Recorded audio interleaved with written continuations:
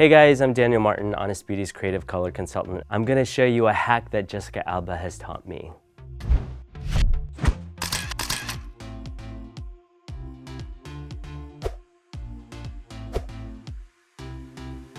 So I'm gonna show you this trick that Jessica Alba taught me.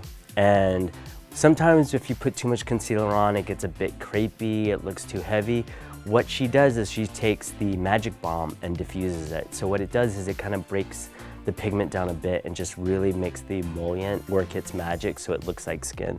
So I'm gonna take our Magic Balm, I'm gonna just lightly tap around the eye, and then you're gonna see that it just really brightens up that area and breaks down any kind of cakiness from the concealer or foundation that you've done. Boom, from Jessica Alba.